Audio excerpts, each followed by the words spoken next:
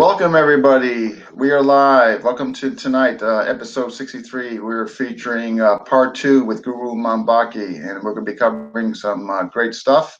So I highly recommend that you stay put and watch it, and some really great information as well as his journey into Russia and all that. And additionally, if you have not already, I highly recommend that you check out his first episode if you have not already. Incredible information on there and all that. And that's on the YouTube channel, FMA Discussion, or you can find the original broadcast, which is probably still lingering on my wall. I tend to leave them there. But again, I would highly recommend you check out that first episode. So thank you for coming on again. There we got a lot of positive comments and regarding your first episode and all that. So Thank you very much, Dean. Thank you. sure. And many people are very, very eager to hear what you got to say in this part two. But we also have quite a bit of questions. Some of them I did get to last time because they were centered around your journey and what have you. The ones that I did not get to were the ones concerning Russia and also some stuff about the church and what have you, and a couple more. So as depending on the subject matter we talk about, I'll definitely make sure we get to those questions. But last time we finished off, you were discussing basically who you were given credit to as far as your journey, and you were mentioning a bunch of masters and so forth that had a great influence on you and so forth. And so I think you mentioned that before we go on to debunking the myths and all that, I think there were three you wanted to give three more in addition you wanted to give credit to. Yeah, but before we begin on that, may I open your show with a prayer? Oh, please do. Please do. Okay. Thank you very much, Dean. Okay.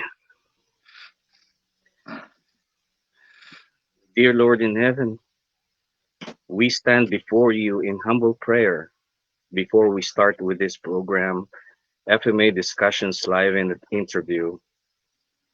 We realize that without your blessings, we would not be able to succeed with the plans we have for this activity.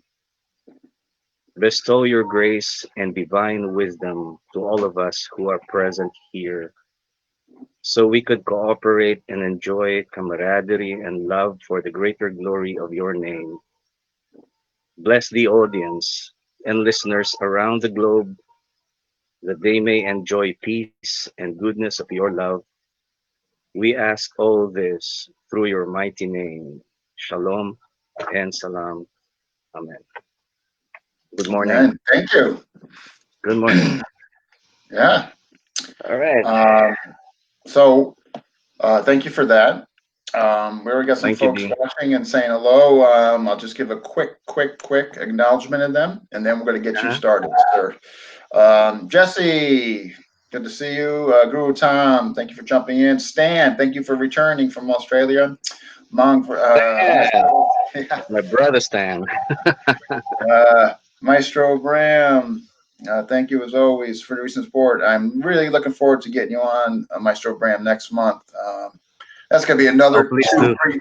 That's gonna be another 2-3 part. His weapons, his books, his journey. Oh my God, Guru Vico. Hey, want to touch Hello, base? Guru.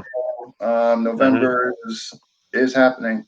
And Maestro John, thank you. All right, so we're gonna okay. So again, just so those who jumped in, if you haven't watched the first episode, I highly recommend you do.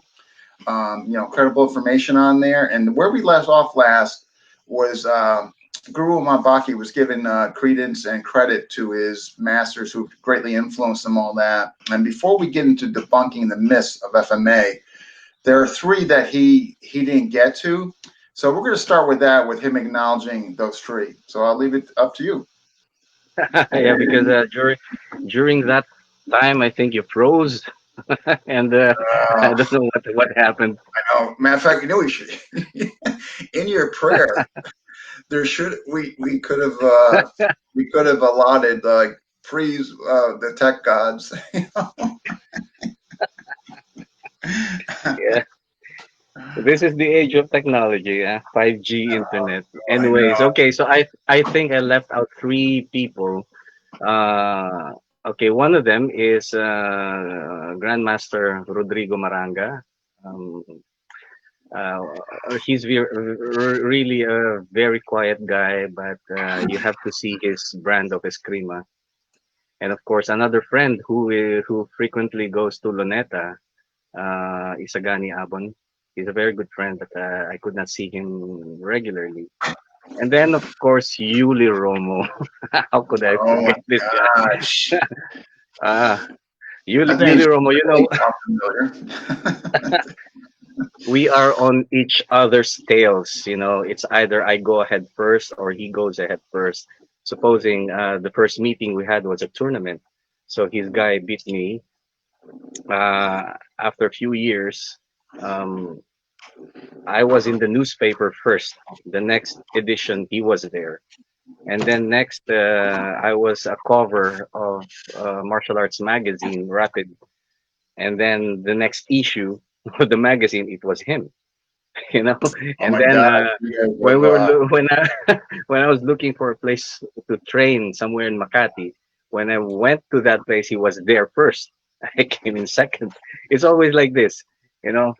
And we became really good friends. He comes to my home, stays mm, there, sleeps, and there was even a time he offered me, to train with him fully. But you know, it was the time when I got really really tired of Filipino martial arts because of the politics going on. So I told my friend from Baguio, from my hometown, Norman Adipuing, to just learn from Yuli and absorb everything so he can propagate the mm. system in Baguio. And now he heads the Bahadzubu in Baguio City. Yuli Ramos student, my best friend in Baguio, Norman Adipuing. Wow. Was he? So I'm sorry. Was he also? Was he the fellow we were talking about that was once in China? That no, that no, was different no, person. no, Different different person. person. Yeah. Okay. Okay. So that's it for at least I covered Yeah. all Yeah. of No. them. No. I hope Sure. there's no jealousy. No. No. No. No. I mean, you mentioned a lot. So I think Yeah. that was fantastic. So I think you gave everybody their due. So you know I what? hope. I hope. I hope I didn't Let's put forget it this way: anyone. you do a lot more than what other people do. So you know what I mean. So I don't know. So yeah, enough said there. All right. Mhm. Well, you know what time it is. Right. Okay. Okay. So let me begin with okay, so we're gonna cover some myths, some Okay. if we So can not cover all. yeah. So Okay, so let's folks, begin. we're jumping Mm-hmm. into debunking the myths. So basically, obviously, just to be straight up front, all that. We're obviously not going to mention names, systems per se, but more on the historical perspective and all that. And we're gonna let Guru Mabaki take it away. And if you guys got popcorn, it's be a good time to sit back and Uh, enjoy it. Um, so, so you want to start? When we were talking tentatively, we were thinking about starting pretty early in history, if I'm not mistaken. Magellan. yeah. Okay, Okay, let's so there begin you from go. there, Okay. so we can understand fully where the Filipino martial arts really came from. Okay, so let's begin from the expedition of Magellan. First of all, he's Portuguese, so his real name is Fernão Magalhães, Oh, I and didn't know. Okay, okay. he's Portuguese, and so he served the king of Spain and was given the name Fernando Magallanes. So it was in August 10, I think 1519. I hope I'm accurate. August 10, 1519, when they started to sail from Spain down to Brazil and then down south. This is to look for the Spice Island because during that time the spice is really, the value of spice is was high in Europe. So anybody who has the spice will have a good business. But anyways, from the beginning of the journey, from the beginning of the journey, there's already one captain, uh, Captain Juan de Cartagena, I think that's his name. He's already opposing because why put a Portuguese to lead the Spanish fleet? So he doesn't like the idea. He's already opposing. It's like ¿por qué portugués? ¿Por qué portugués? Something like this. Coño, pues. He doesn't like it. So something like that. So there were five ships at that time. There's Trinidad. There's San Antonio, Victoria, Concepcion, uh, Santiago. Oh my God. I hope my teacher in history is not watching right now. So there were five ships that sailed from Spain to do the exploration. Okay. And then there were only, okay, you have to take note of this. There were only 270 men only. Among the five ships. Yeah. Okay. Okay. So, Okay. which means in every ship, there are only 54 men, at Per least. ship. Per ship. Okay. Uh, so they sailed, but of course it's taking a long time. They're making some stops, and they're having difficulties with food and water because inside the ships there were rats. It wasn't clean. I can't That's even why imagine. And most of the men were sick. Most of the men were sick, and every now and then they need to stop to replenish their food to the point of even eating, as I remember. Okay, they were eating penguins, something like that, or the sea wolves, their dogs, and because they need to replenish themselves, plus the unclean water to drink and yeah. everything. Yeah, so it was really terrible until one of the captain of the ships who has been opposing ever since Juan de Cartagena. He had some bad moments with Ferdinand Magellan, but Magellan, being very professional, was able to control everything, so it was okay. Now somehow something went wrong with the Santiago ship. It got shipwrecked, and so out of the five, there were four ships, and Okay.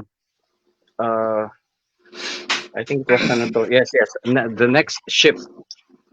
So there were four ships. Ship San Antonio has to sail back. They could not see any future in what they're doing. Probably got bored. I don't know, but so only three ships were able to make it to the islands. Okay. We have to realize that they are looking for the Spice Island, which is actually in Indonesia, which is farther down Philippines. But they reach the shores of the islands, and there are so many sick men. So they pitched tents, and Magellan was attending to everybody. And who knows what they have? Nobody knows what kind of sickness they have. Mm. Probably because of too uh, they've been in the ship too long. Maybe some man love happened there. Who knows? Okay. Just one question. I just had one question before we actually, before we land. It's coming. It kind of something I want to ask along with Maestro John Rister. As far as like how to get there, navigating, and and so on and so forth. Do they have guides, or I mean, did they have maybe like at that time was maybe not considered Filipino, but an indigenous person from that area? I mean, did they have anything of the sort? Well, according to my discussion with Professor Felipe Hocano, they picked up somebody. I forgot where, but they pick up somebody somewhere who Okay. can Okay. guide them. But we have to remember that this is the first time that they are going to make a map from this expedition using the, of course, the stars, position, and it was the very first time. But according to Professor Hocano, they got somebody to from somewhere. I Okay. forgot to Okay. guide them at least to translate. Sure. You Sure. know, Yeah. I mean, that's right. uh, yeah. So three ships were able to make it to the islands. The Trinidad, Victoria, Concepcion. Three. They made it, but they're very sick men.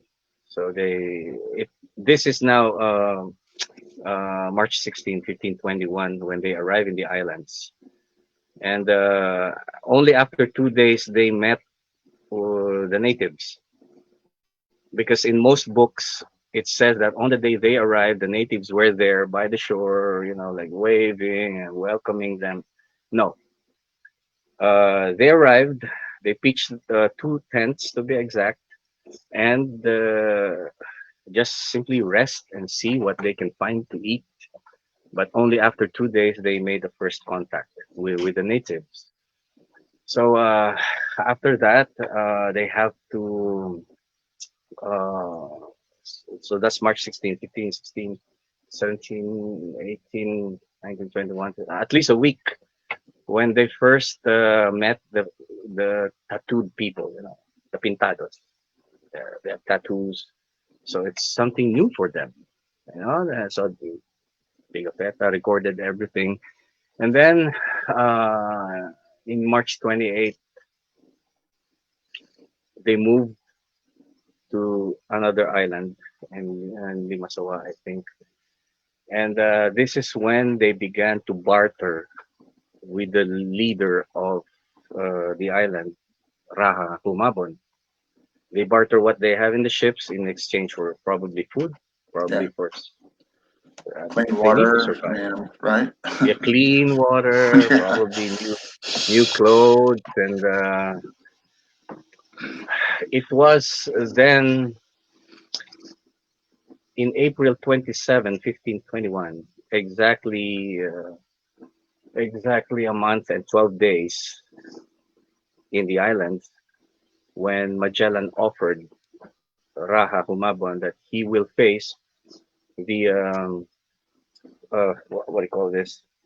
Well, he has an enemy from another island named Lapu-Lapu. So Magellan showed the weapons of the ship.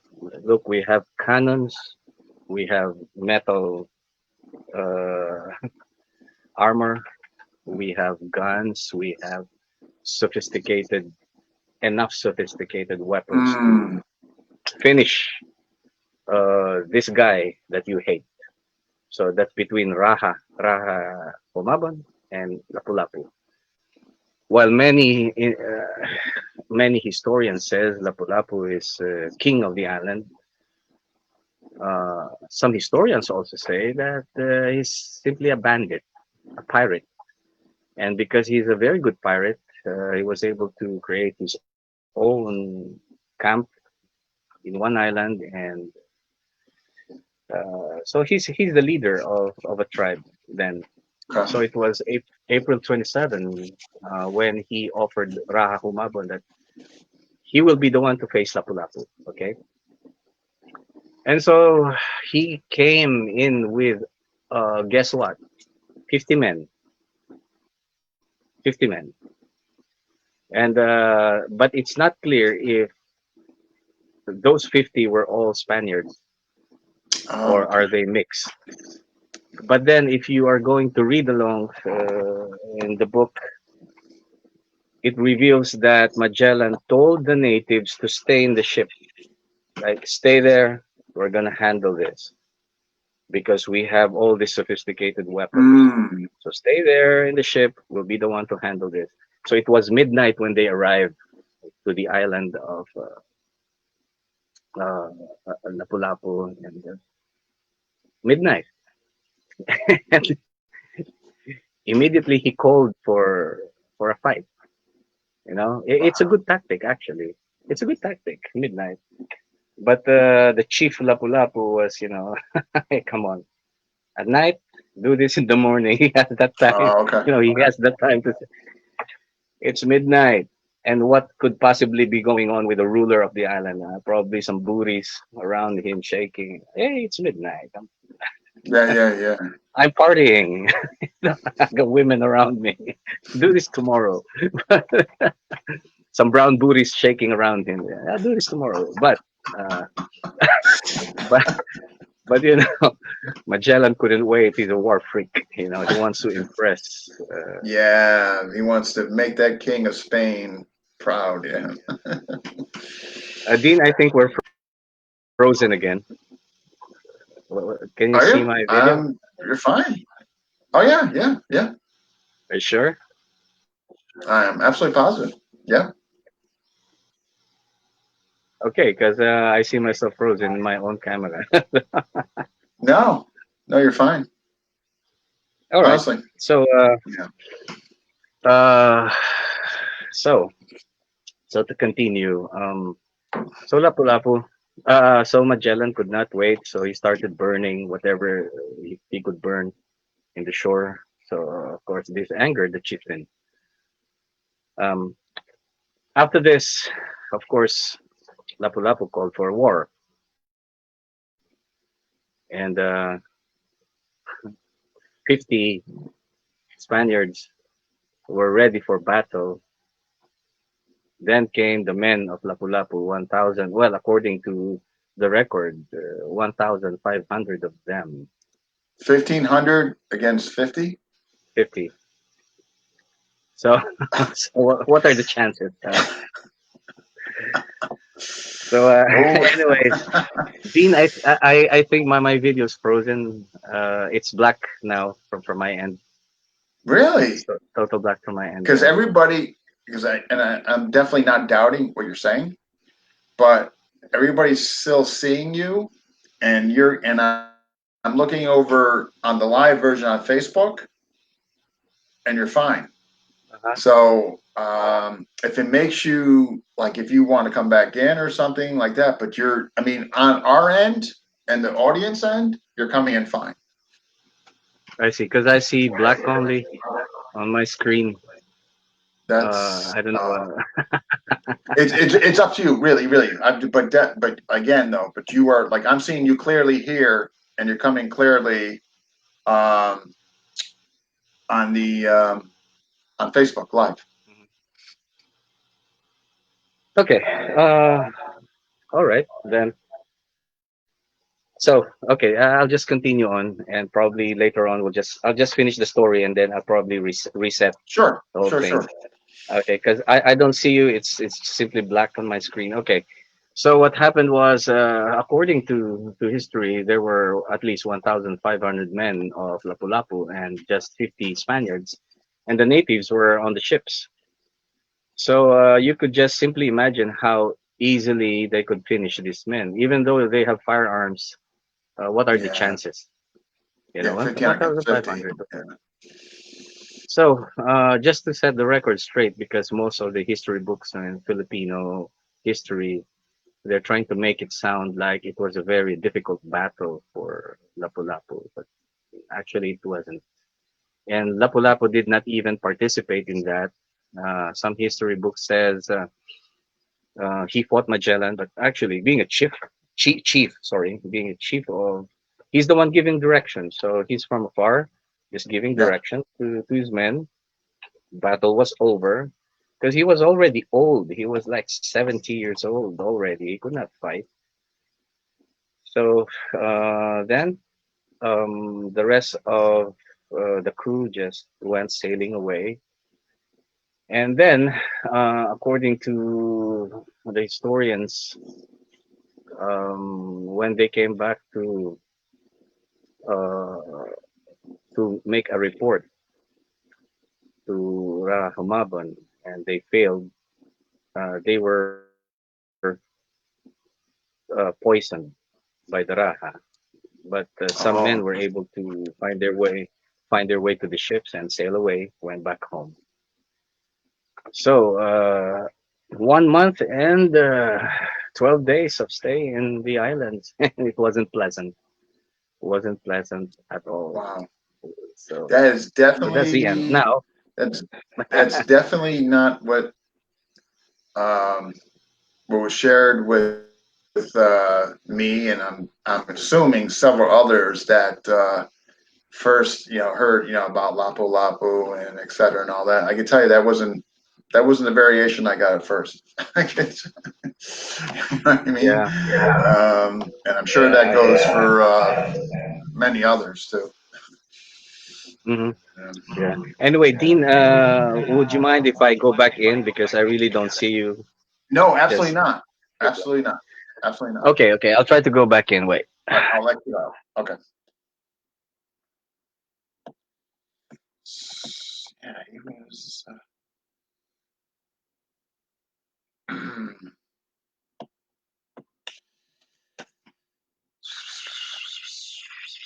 All right, so he's gonna jump back in. Apparently, his screen was black, despite he was coming in pretty clear here. But all right, here we Okay, now go. I All can right. see you.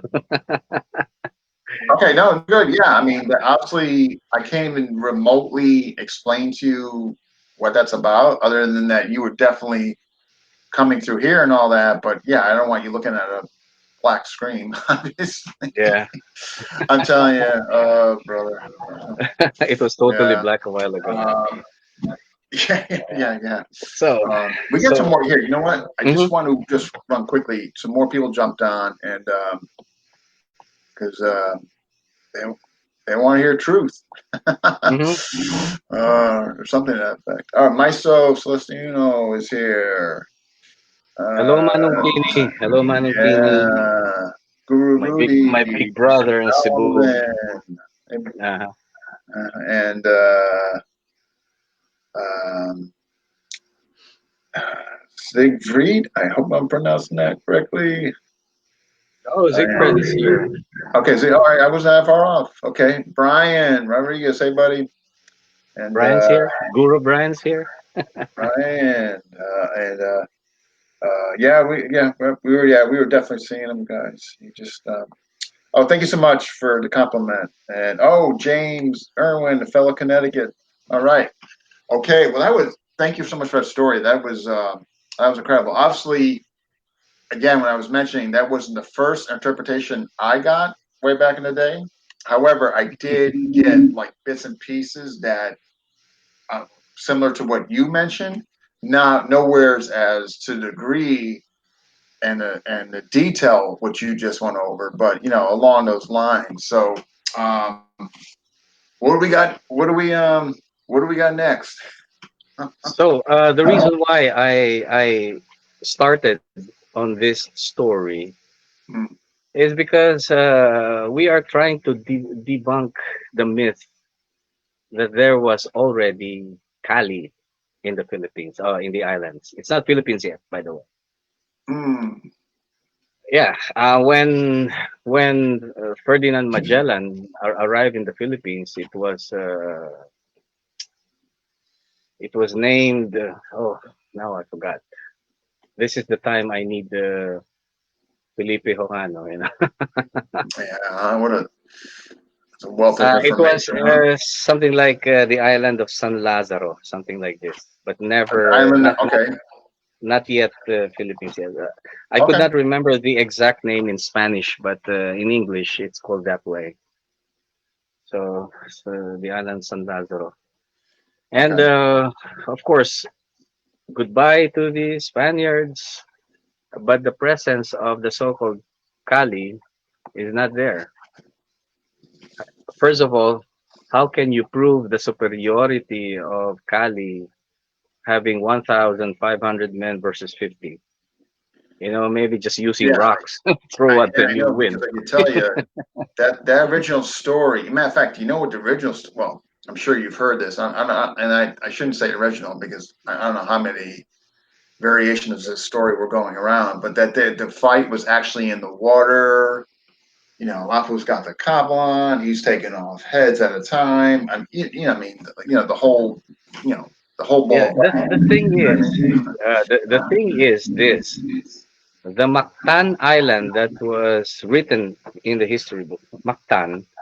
It's a very until now, if you go there, it's a very rocky place. There's really no place to fight. Mm, You could not even walk in there. But there's another island named Mactang. Sounds the same, eh? yeah. Mactang, and it is where this place, uh, after some excavation, they found weapons, they found Okay. metal. So it probably the fight happened in Mactang Island, not in Mactan. Mm, You yeah. Right. see, There definitely sounds similar. So obviously, I mean, that could have been obviously easily mistaken, perhaps. right? And Yeah. also, I think personally, I think, in fairness to the Spanish troops, I think 1,500 men of Lapu-Lapu is an exaggeration. Yeah. 1,500. I think that's too much men. So the question is, well, at least if I'm going to think about it, 1,500 men. How many women do you have there? Yeah. Uh Yeah. huh. See, so of course, everyone wanted to have a partner, right? It couldn't be man love all the time. You can't do that. Yeah. You know what I'm saying? I'm just, Like the I'm just being real, okay? I'm just being real. no, no, 1,500 men. no, it's just funny. I appreciate the context that you put that in. Yeah, and then you have children. Come on, Sure. Yeah. it's Yeah. it's So not to it's see. not 1,500 grown up men Yeah. in one place. Yeah. Then you have children, you have women, right? Yeah. Okay, and so to continue, now we're trying to find where is the Kali in there. Where? Yeah. All right. And here's the next. Oh, by the way, I wanted to show you something. Sure. Uh, just to it's a question that has been bugging me. If you find a statue of Lapu-Lapu in the Philippines, you will see this. All right. I've seen that. Yep. Okay. You know what this sword is? This is the Campilon Sword. Correct. And when I have a Campilon Sword. I think you have two, right? You have I one. do. I do. Okay. It's a very long sword. And when I put the tip on the ground, the handle would be below my chest. But look at this. Look at this. The handle Oh, is right his on his waist, waistline. his waistline. Yeah. So, Yeah. is this a statue telling me that Lapu-Lapu is what, more than 6 feet tall? More like six something, or right, right. Yeah. Yeah. Exactly. But according to some historians, he's not that tall. So, look, Yeah. yeah. No, no, it's not proportioned. No, I get you. Yeah. Yeah. So now you have your first myth. Yeah. I Right understand. there. Right. Right Right there there, in the picture. right there in the statue, right there in the picture, right there as to how they describe Lapu-Lapu. I don't know. I don't know. We don't have giants in our history. We don't. Yeah. Yeah. I mean, no. I mean, right. I mean, I've never heard of such, and or I've never talked to anybody that's shared such. So, you know, And the um, real Campilan is not that long. It's for it's for battle. It's not this Campilan that you see in the statue and in the mm, paintings. The real Campilan can be manipulated. This one is too long. yeah, yeah. So that's another myth right there. So to use Lapu-Lapu as I think you're using Lapu-Lapu in your emblem, right? The emblem that I, I got you there. you did because you know the story. Well, you know the story behind that. Uh-huh. There was a faux pas on my aspect, which I had to uh, recover from. and was given permission graciously to continue using it. So yeah, that's the story there. Yeah. I see. Okay, so let's continue with the story. Now we're trying to find where Kali is. All Mm. right, who recorded who recorded this Kali, whatever you call it? It's not written in the books of Pigafetta, the one writing the history. So let's go on. 1635, a governor general arrived in the Philippines. I hope I can get his name right. Sebastian Hurtado de Corcuera. Aha, Sebastian Hurtado de Corcuera, Governor General. He came to the Philippines and started training the natives.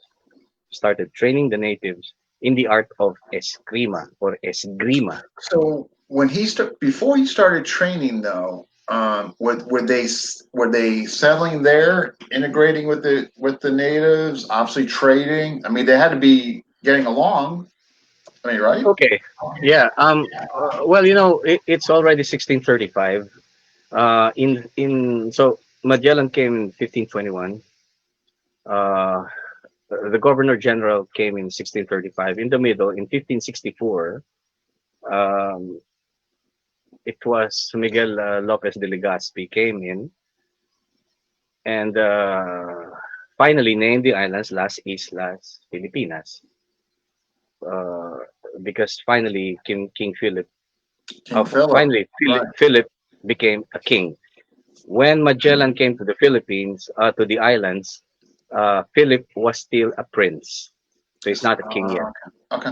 So Okay. it was only in 1564 when Miguel Lopez de Legazpi named the islands Las Islas Filipinas in honor of the king. Mm. So together with that, the only problem they have in the islands are the Moros raiding the island. Those Moros. Yeah, so they have to defend the islands, defend the people, because Yeah. honestly, during that time, everything was going smooth between the natives and the Spaniards. Spain came to develop everything they see. They develop everything they see, Mhm. modernize. You know, Yeah. and so the problem of the raiding of the Moros is still there, so it has to be solved. It cannot be that the Spanish soldiers will be defending the islands all the time. So they have to pass on They the have to get knowledge. training. Yeah. Right, That totally exactly. makes You sense. see, Totally makes sense. Like yeah, here, the pass thing is on too the is, knowledge. I mean, Right, Spain at that time, like, was all over the place. I mean, they were taking Mexico. I mean, Central right. America, South Mm-hmm. America. I mean, Uh-huh. the islands. I mean, Exactly. if you want to talk about spread out, and by Right. ship and all that. I mean, how? Yeah, I mean, they had to take and like train the inhabitants to. Yeah, yeah. It totally makes. I mean, like just far as logistics. I mean, yeah. Hmm. Yeah, you see, so now you need the natives to fight with you side by side. But how to Mm, do that? You have to train them. So these Spanish soldiers came in. Of course, they have experience in battle because they're fighting in Europe. yeah. So this governor general started, the program, training the people. So Eskrima started that way. Somewhere in Luzon, it's called Arnes de Mano. I think you know this story now, but in the south, it's called Eskrima, Esgrima, something like this. Mm. And the main purpose of training the natives is for them to defend the island when the raids come in. From the So with morals. that sole purpose, Okay. yeah. Okay. But since not everybody could own a saber that the Spanish officers are using, we have to make use of our own tools, which is Farm. shorter. Farm tools. Farming tools, yes, Okay. shorter, and widely available is the rattan sticks. So that's the reason why it evolved so quick, because the natives will take the lessons and modify. And the governor general at that time, Governor Corcuera, just said, teach each other, because he has no time to go around the whole Yeah, island. to each village or what have you, Right. or right. Yeah, Teach yeah, each other. And while he observed them becoming good at it, she's just, wow, this is amazing. Okay, go on. yeah. And, Okay, you know, the Moros are over thought there. provoking, right, right. Yeah. So that was the time the evolution of the eskrima became the native style of fencing. You see, Ah, and would you believe until now people are still trying to evolve this art? Stick with punching, stick with grappling, stick with yeah, everything. yeah, MMA with stick, right? yeah, yeah. See, so the art continues to evolve. But where is the word Kali there? I don't know. I know. Yeah, that. My God, yeah. This is gonna be this is gonna be a big one. But it totally makes sense what you're saying because I mean, who was Spain's biggest enemy back then? I mean, they were running through Central America. I mean, they had fights there, of course, with the Aztec and what have you, all that. But I mean, Islam was Spain's main fight back then. I mean, Yes, yes. yeah, But yeah, great stuff. there's another myth here. Some history book says that Spain came in and they were able to convince Islam people to convert to Christianity. This is not real, okay? Because you cannot easily convert an Islamic. No, Yeah, you cannot. The that's what I belief of mean. No, Islam. I'm agreeing with you. Like they're so. I mean, especially if they're on the radical, even back then. I mean, if they, Yeah, I'm assuming. Yeah, that's not an easy. it's not Yeah, easy. That's yeah. why. How did the natives became Christians? If they're Islam in the first place. So the answer is they were not Islams. They're just simply pagans who needed more assurance to enter the paradise. And Okay. seeing that the natives have all these images, these statues, little statues they call gods, Mm, they realize that the Catholic faith, the priests have saints as well, but dressed really good because the statues that the pagans have are almost naked. And then okay. here comes a saint, Yeah. looks like an angel, with this. Mm, So they fell in love with it and said, their gods are more beautiful than ours. okay. Okay. So they converted to the Christianity so easily. And that explains that Spain did not convert the Islamic faith into No. Christianity. It Yeah. wasn't. Yeah. It's not Yeah. true. Yeah. Yeah. I It's mean, not true. and the thing is, it makes sense. Like you're saying, like here they're coming to these areas where there's really no what it seems to be no central religion, like you said, kind of Hmm. paganism or what have you. And then they're offering these people that and all that. So, like, because the old myth was that they like Spain had to conquer those islands. I mean, they went over. You know what Not I even mean? in Like, not even in my hometown. My hometown is in Baguio. It's on top of the mountains. yeah, you were They did telling not me. they did not conquer that because Yeah, when they were going up, the natives are going down to give them a yeah, surprise.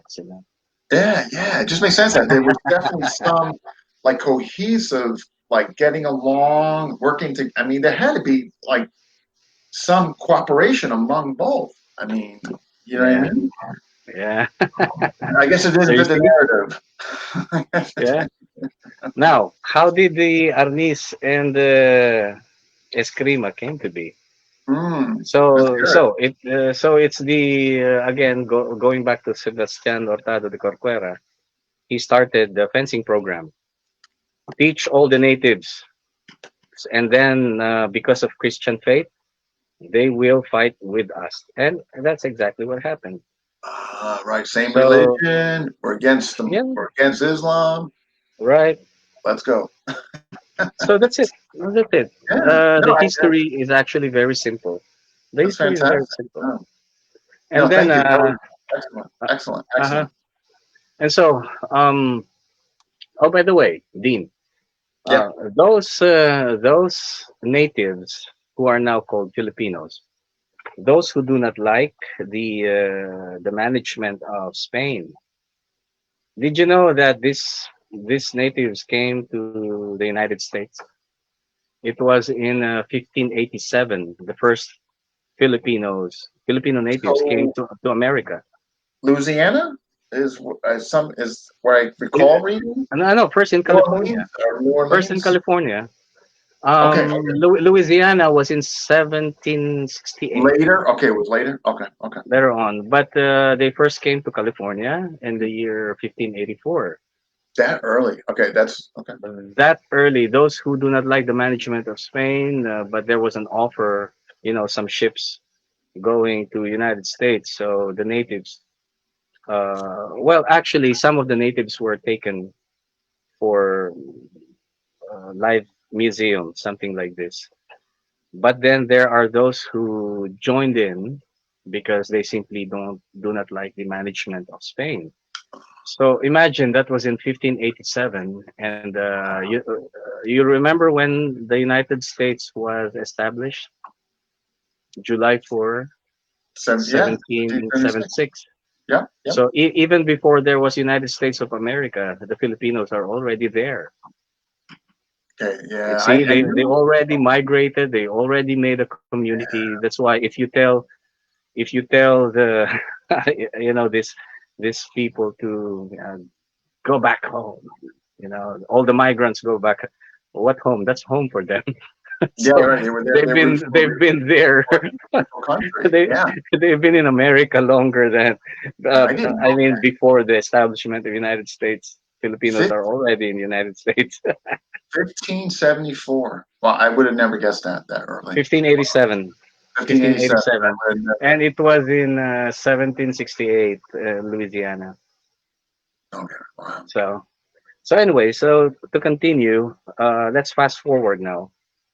Um, of course, the Filipinos value the art of eskrima so much, but the problem is, the problem of practicing it, the problem of sharing it to people became difficult because it was already a difficult time for Filipinos, and only a few groups would gather together to practice it. That's why it wasn't very, very popular at that time Mm, because farmers have to make money, they have to work all day, you know, and only a few people who are privileged to have a free time can practice the art. in practice. Okay. Okay. Yeah, and that's the reason why it wasn't really popular, but that doesn't mean it wasn't known. Yeah. Right. Correct. Correct. Okay. So, so far, this is I leave you. I leave you with this information because I know there will be questions going on. I Uh, think it's fantastic. I mean, uh my only question, it's going to be kind of in between the time frames you're talking about, because I know we got Russia. I got questions. I mean, we got man. I'm just hoping I'm going to get through all this because we're already coming up on an hour. Um, is during that time frame again? I don't know the validity of this, but I read, mentioned, heard that they would send quote unquote, well, excuse me, did the fact that the natives, whether they were truly called Filipinos then or the natives, did they in fact were they boarded on the ships to actually fight with the Filipinos, quote unquote, in a new world like South America, Central America, or would the troubled ones force to do that? Do you have any information on that? yeah. Well, there is a story like this, but there are more credible people who can speak about this, historians, but yes, from what I know, of course, this story is real. The troubled ones are sent away, but there are a lot of native Filipinos who wanted a new life somewhere. Hmm. and so they have to join a group of people wherever they're going. They're simply tired of farming. They're simply tired of being a slave. They're simply tired of Hmm. many things. Well, you can see the characteristic already of a Filipino, which until now, happens. Yeah. Somebody is tired of the way he's living in one place, so he has to migrate somewhere. So, So then, thank you for that. Thank you. Um, the other myth, the shirts. Okay, another thing that was shared with me that the Filipinos took the natives' weapons away because they were so incredibly dangerous with them, and then they would give them quote unquote semi see-through shirts and uh-huh. all that. Do you have? And if you don't Yeah, have information on it, no, no. I mean, if you don't have information on that, no worries. I don't want to it's put you on okay. the spot. No, no, no. But I can talk about it. Don't worry. okay, Uh, okay. Oh, good. so the thin shirt, the national shirt is called the Barong Tagalog. Baro means shirt. Nang is just a copulative. Baro ng Tagalog. So a shirt of a Tagalog. Tagalog is another tribe of Filipinos. The Barong Tagalog, made from pineapple, eh, uh, it's not from Philippines. It's from Mexico. It's not from. Yes, it was imported from Mexico. It's not a well, it's a national dress in the Philippines, So, but it's so from not originally Philippines. It's from Mexico. wow. Okay. Okay. Yes, yes, the Barong Definitely Tagalog. did not know that. Okay. Or you're close to that. And the reason why it's thin is because of the weather. It's a tropical country, Yeah. so you have to wear something thinner to make it more comfortable, light, and some of the people who are into the Kali myth says that the reason why you have the Parong Tagalog, so the authorities can see if you have weapons But you inside. have the weapons, correct? Right. Uh, That's what was I got out of it. Yeah. yeah, but in the first place, why do you need to hide the weapons? It's a farming country. Everybody goes in the street with their bolos on their sides because they're going to the rice field, they're going to the plantation, they're going to the place of work. They need Mhm. their tools. These Yeah. are tools. It is not seen as a weapon then. It's simply Right. Right. tools. Like Until now you can no, see I this heard. Like natives why would they take carrying. away their why would they take their means away to produce food? Like why would I mean like, Right. No, and there is no need to hide it because it's already there hanging in their waist. It's already there. Why do you guess have what? to I have a hide it? see-through shirt. I know. When I first heard that, I'm like, okay, wait, a see-through shirt to hide their edge weapons. No need. No need. You can wear your bolos, your knives. You can hang them around your waist. Nobody will complain. Yeah. And That the Spanish government will not even arrest you for doing that. okay. I'm just gonna tell you something, to be honest with you. There are some pretty big wigs here in the States, in the quote Uh-huh. unquote FMA world, who Uh-huh. actually believed what I my question. That actually Mm-hmm. believed that occurred. No, it For did what not. it's worth, for what it's worth. It For did what not. it's worth. Yeah. Yeah. So, And okay, in some other undeveloped islands, they're still wearing loincloths. Loincloths, just a long cloth and wrap around, just covering your pituity and a piece of your ass. You know what I'm saying? Loincloth. yeah. Yeah. Have you seen that native? Uh, It would be difficult to be around that. if you, Just kidding. why do you need to hide it? I mean, you're going to work. No, I totally, I'm agreeing with you. Like when I first heard that, Yeah. just, I mean, even though I was, you know, a newbie, a little naive, but at the same time, I'm like, wait, see-through shirts back in the 15, 1600s, whatever, Uh-huh. Yeah. hide their edge weapons. There's no need to hide. Yeah, it even back then it was a little too much for me. Yeah. Yeah, yeah, exactly. And not only the men are wearing it, also the women. But of course, Mm, the see-through shirt will be on top of a shirt. mm. Okay, you can't imagine the women just wearing that and That's what I mean. expose I some know. puppies. Yeah, yeah. Uh, okay, you can't do that. Then the Catholic faith is, you know, And there's a really whole strong. other reason. I mean, their religion. Yeah. So who taught the first eskrima? Most of them are priests. Priests, right? Most of Okay. them are priests. Yeah. Yeah. So Wow. they were teaching the natives the art of eskrima in the churchyard, you know, because it's the only place big enough to accommodate. The word is not students, but to accommodate Mm, interested people to join in. Okay, and by the way, during that time, uh, the government and the church are both trying to fight their way as to who will manage the Philippines. government and church. Okay, there's the two Yes, big the entities. church Okay. and the government, and that's why when the priests build the church, it should always be higher than the government officers to tell Mm, them who is in command. okay. You Okay. see, yeah. So now the This priests are is, teaching the natives the art. So when the Moro come to come invade them, charging over yeah, to go they into the have island. Yeah. fighters.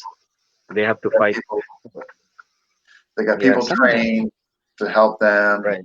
Yeah. Yeah. And Not, the government men, mostly Spanish, have weapons, and the Catholics have the rattan sticks or bolo. So that wow. you see. Coming, having a bunch of Moros yelling and screaming, coming at you, and you have a rattan stick. I don't Well, know. well, I'm just thinking. I don't know.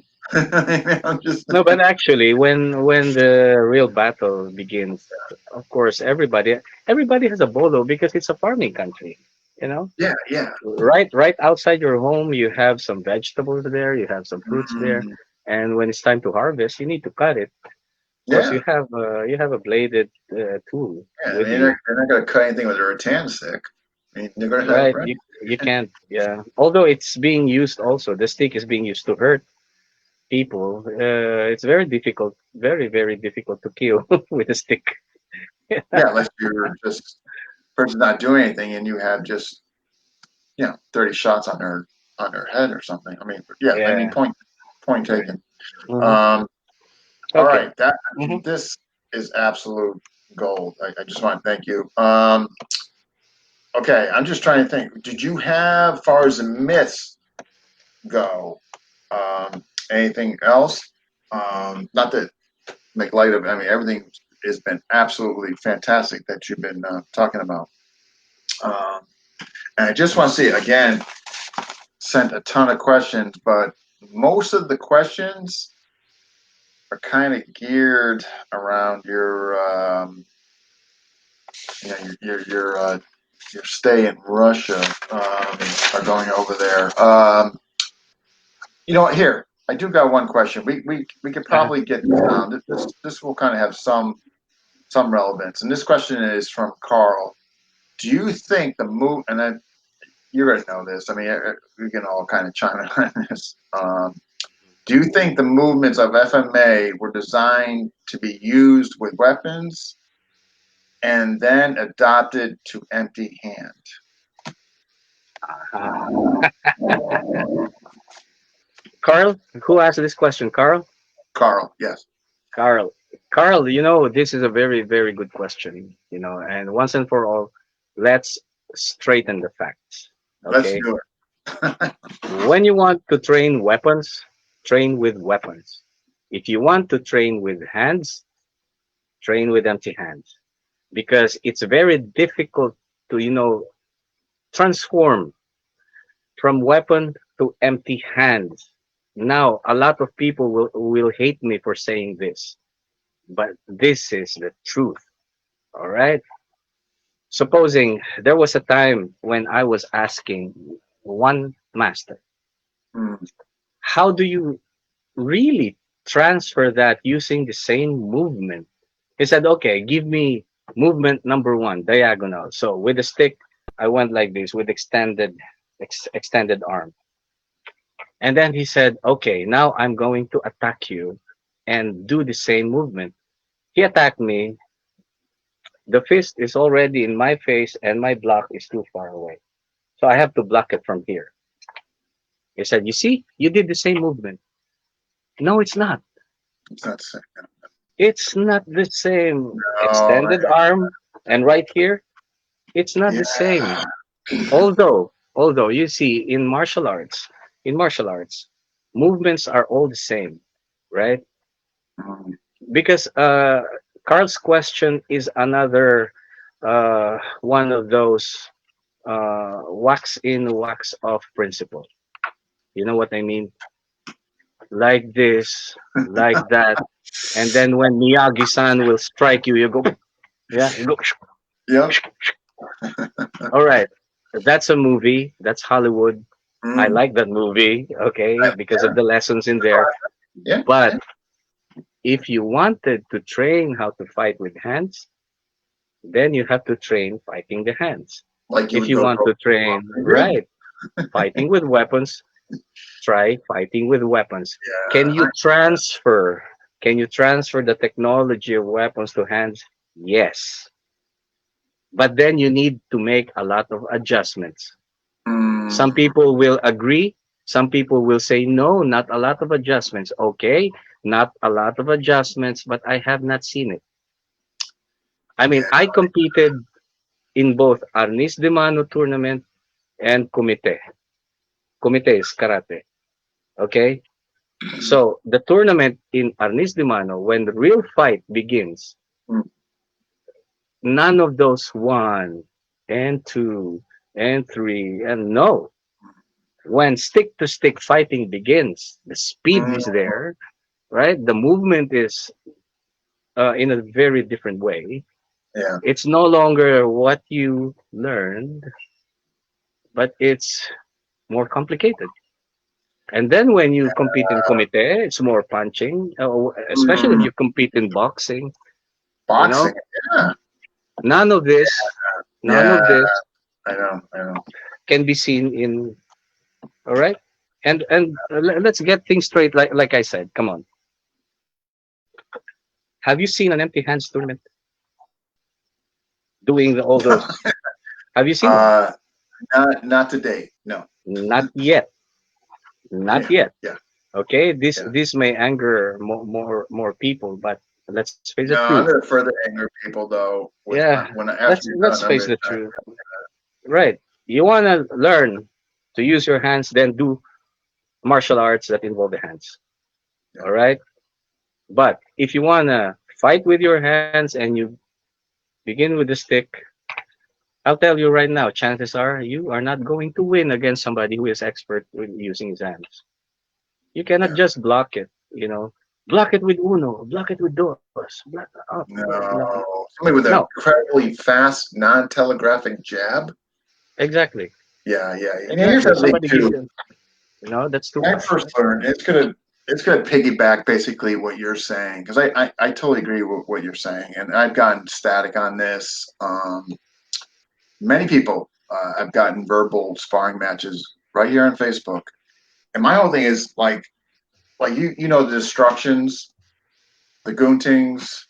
Uh-huh. You're going inside the bicep, or you go outside the tricep, like that.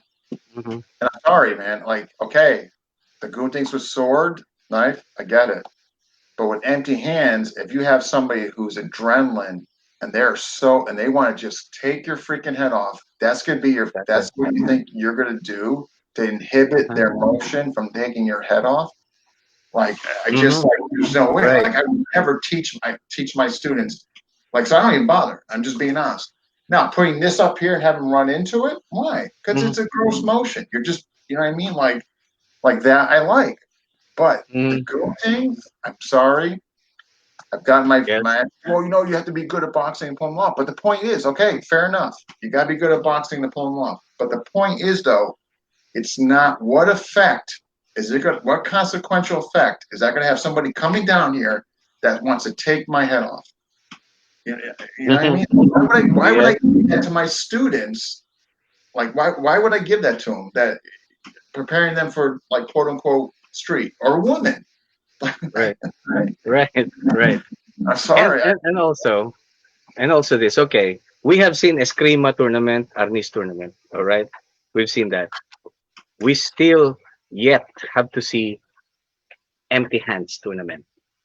No, Okay, no, and by the true. way, the empty hands is, I guess, was borrowed from the Chinese kung fu. Okay, I've heard. Okay, I've heard some. I'm not saying that the empty hands are not effective. I'm not saying that. Mhm. But to incorporate that, I mean to say that empty hands came from the movement of the stick. Well, any martial artist could claim, no, the empty hands came from the movement of the crane, the movement of the snake, the movement of tiger, and you know, Mhm. and anybody can make a claim because how many movements can a human do, right? Uh, and everybody wanted to attach the stick with the Mhm. empty hands just to say it's a complete art. Well, I'll tell you, it is a complete art because when you learn Eskrima and Arnis, your teacher will probably teach you how to do the empty hands, right? Mhm. So that's the reason why it's called a complete art. Nobody goes to an Eskrima school just doing the sticks. Somehow, at some point, you will study the knife, you will study the hands, Correct. right? And probably some knees and some throwing And the elbows and the and elbows and everything. That's why it's called a complete system. mhm. But to say that the movement of the sticks, as soon as you lose them, you can still fight because just use the movement of the stick.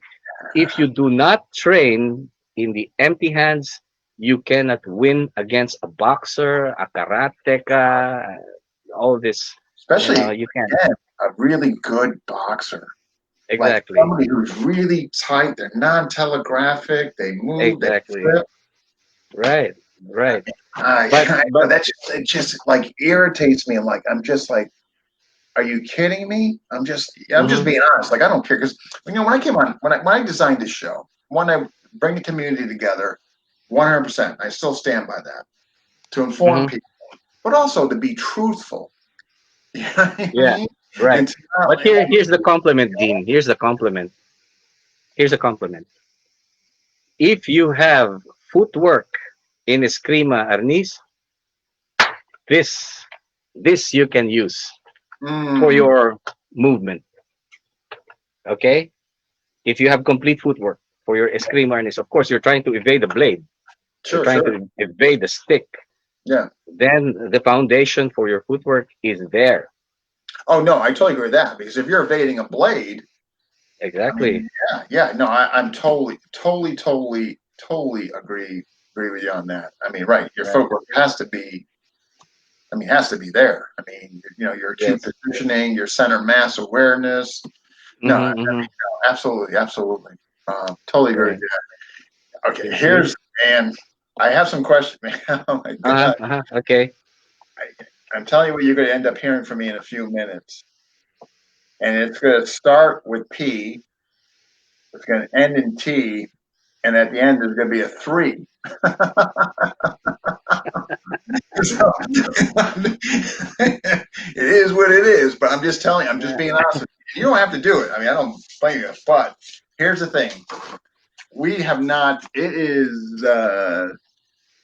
going on 10 at, it's like an hour and 10. We haven't even got to I mean, and this stuff is fantastic. Incidentally, we haven't got to the your whole Russian journey. What you're doing there, which absolutely deserves attention and all that. Hmm. I got questions, and I got a few more that popped on here. Okay.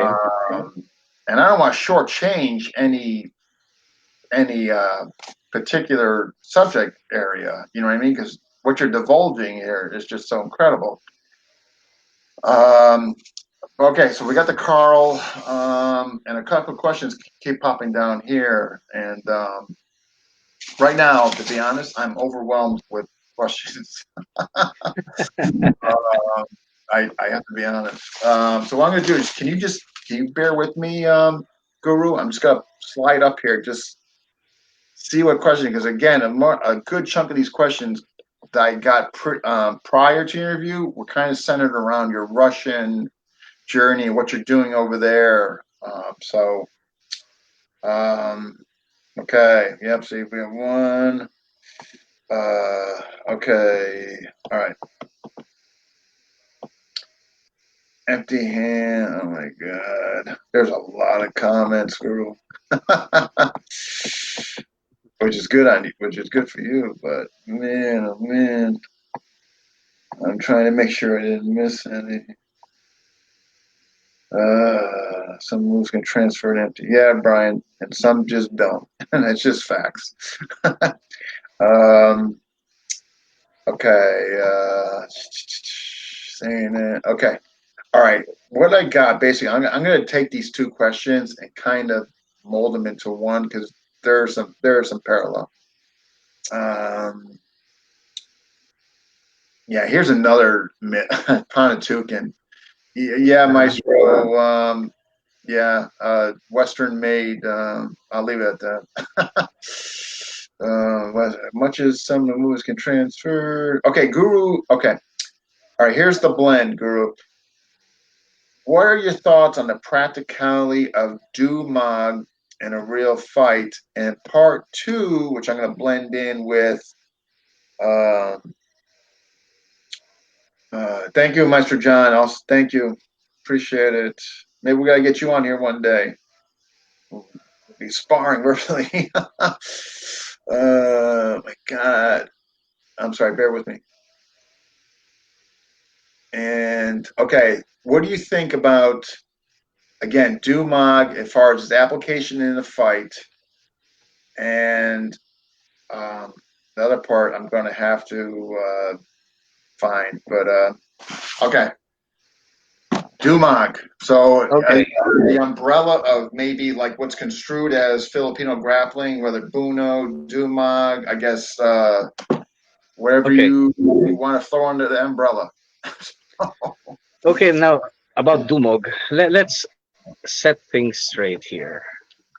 Have you seen the real Dumog from Leyte?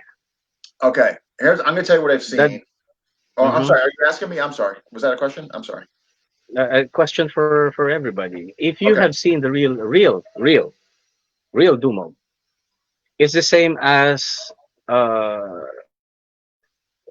the Greco wrestling Greco. without Okay. this fancy. The problem with Dumog is wrestling. I've seen it. I've witnessed it. Okay, Mm, in Philippines, if you go to Leyte, there are FMA guros who have records of Dumog. They are wrestling. mm, Okay, in terms of effectiveness, I'll say yes because it's wrestling. They're gonna throw you. They'll hold you in the head, and but the problem with this Dumog thing is people in the FMA industry will take the name Dumog, incorporate it with some silat movement, and they and, have a Dumog. and they have No, Dumont. it doesn't work that way. The real Yeah. Dumog is same as the Greco wrestling, the real ones. Okay, Is this like the so combat judo? That's a whole man. It's a whole nother. uh, War. if you play judo without the gi, Yeah. when you hold just the limbs and you throw each other. Okay, so it's wrestling. Okay, Okay. But the problem with the Dumog is the misconception that it has some empty hands first. Okay, somebody yet has to write something about real Dumog. Okay, because the Dumog itself, most FMAers just took the name Dumog and put some icing and sugar on top of it to make it look Mm, marketable, saleable. But the real Dumog is, when you face somebody, try to wrestle each other. This is Dumog. I've seen how it's done, and it's very effective in throwing somebody off balance, breaking somebody's neck or limbs, because that's how Dumog is. But Dumog with all this catching of the fist, come on. no, no, and you're like trying to tear the bicep, or you're trying to Exactly. do Right. muscle destruction. So funny. I saw this video, Uh-huh. and I was just like, "You got to be kidding me!" I obviously I didn't comment. I did, but basically, this guy was saying this is Filipino Dumont, and man, it was freaking Brazilian.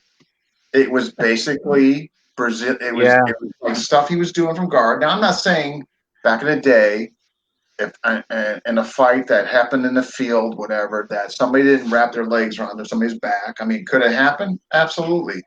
But what this guy was showing was basically BJJ with, you could say, putting a little twist of Uh-huh. like FMA, or quote unquote would appear to look like an FMA flavor to it, but it was BJJ.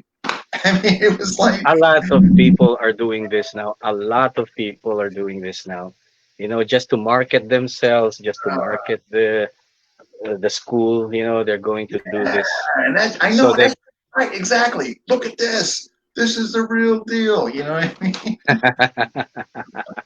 You're just Dumog in itself is really dangerous because it's wrestling. uh, But the other kinds of Dumog where you are waiting for the fist so you can catch it. Come on, you know. I know. And like I've done a lot in BJJ, and I'm gonna tell you what I was looking at. That's BJJ. Yeah, I mean, right? You know. FMA dirty tactics, a little FMA flavor in there, but that's BJJ. You know what I mean? It's just like, I do got a question about this. Uh, Fast Day Carlos, how different is? Uh, can you see? Because I'm gonna do abomination on this first word. let me see. Late Dumag from the mountain regions Buno. That's a good question. So basically, Okay, the compare and contrast Dumag versus the mountain Buno. If that okay. helps. I will be honest with you. I'm not really familiar with the Buno because I have not seen the pure Buno, but I can tell you about the northern side, the northern wrestling, which is Bultong for the Ifugao tribe. Bultong is also wrestling, and comparing Dumog and Bultong, there's not much to compare actually. If you've seen the Bladed Hand documentary, you will see two guys in loincloth going at it in wrestling. One of those guys is me. So that's how Bultong works. Okay, so it's like wrestling. I have to It's like wrestling, go back and look at and that. Dumog is like wrestling too, because wrestling is not just in Greece. You have them in Korea, you have No, them in India. Japan, you have them India. in Philippines. Yeah, I you mean, way see. back they say that kind of came from, goes back perhaps to India. You know, Yeah, India too. Yes, I yes, mean, and India had a Kazakhstan. rich, rich. Many countries. Right. So I have not seen a Buno. I still have to see the pure, okay, pure. Because I've seen some people making demonstrations of Buno, and uh, for me it's Putting just stuff in there. mixture of. Yeah, I putting stuff yet have to see the pure one. in. Okay. Yeah. Hmm. Mm, wow. And this has been just, I mean, this is, man, this this is like just phenomenal stuff. Remember, I was telling you, man. Remember in my comment to you. Remember, on Yeah. paper. I mean, right? Yeah. Okay. Carl has another question because again, not and people that have sent these questions in, believe me, I'm going to get to them if Guru Mumbakki agrees to do a third one. It's just that most of them are centered around his Russian part of his journey, as far as the bikers, as far as what he's doing with the Spetsnaz, as far as the Orthodox Church and all that. And so I promise I'm getting there. Okay. It's just tactical, Mm-hmm. tactical knife. Tactical knife fighting. Tactical Tactical. everything. Yeah, Go yeah. This word has been abused. You know what I'm wearing? heaven. What I'm wearing inside my pants? That's my tactical briefs. You know, just Tactical ready. tactical Yeah, breed. They're ready. yeah. Like they Ready sure to fight anytime. Yeah. go. And you can get off Okay. that horse and you're ready to go because you have your tactical briefs. Right. Right. No, it's just a recent. Well, should I say phenomena? No, but it's a recent trend when Oh, everybody else calls everything tactical just everybody's because. All overuse right. it. Over. Yeah. Just because I've written an article on this. Actually, it was published in the Manila Times newspaper. Just because Filipino martial arts has been adopted to the military training, that it suddenly became tactical. And Mm, even those people who has not been in the army are using the word tactical. I've written a long article about this thing. You mm, cannot just call anything tactical just because you are into FMA, okay? And they say, "Oh, we're gonna do some tactical training today," and that knife defense, that knife offense that I'm seeing is the same knife defense and knife offense that I saw from Presas way back, that 20 I years. saw from other masters way back, yeah, um, from Cebu, 12 Pares. I've Oh, seen this, no. but to this day, it has become tactical. I know. It's Okay, like anything else. It was a marketing, obviously a marketing gimmick. Because you it hear the is. word back in the day when I first started hearing about it was I don't know. I'm gonna guess maybe like 10 years ago when I first like hearing it a lot. And again, Yeah, it's got a catchy sound, so people are going to go pay because they want to see this tactical whatever it is. And it is. yeah, yeah, yeah. And they begin to wear camouflage pants, No, you got to have the camouflage gear. You shirt, got to wear the gear. You got to uh, have the. just to make it sound tactical. Come on, the techniques that you are showing. Okay, here's to the tactical people who are listening. Uh, your techniques has been there ever since. Okay, Mm, it's been there ever since. So no need to call them tactical because tactical. it's been there ever since. Okay, what year were you born? Sometimes the noisiest people in the forums of martial arts are the younger ones because they have not met the real masters. Yeah, They yeah, have not seen how people train in the past. When masters will whack your ass because you're not listening, because you could not perform the movement. But nowadays, you try to whack somebody in the ass during a class, you'll get sued for it. yeah. And I mean, obviously, it goes Right? without saying, lose a student on top of wherever else may come Yeah, further down the pipeline. I mean, yeah, yeah, right. no, And then call yeah. it tactical, tactical Yeah. again. What? I'm having a. You want some tactical drink? Let's have some tactical drink. Okay. Oh, Drink a few of these and you'll go tack, tack, tack, tack, tack, fell yeah. on the ground. Hopefully, Okay. hopefully, the term will start to go away. Hopefully. I mean, I missed the question. Darn it. Okay, so this is from Guru Baste. So Dumag is similar to how Batong is done, if I pronounced that correctly. Oh, the boltong. Okay, so his question was, is Dumag similar to how that is done?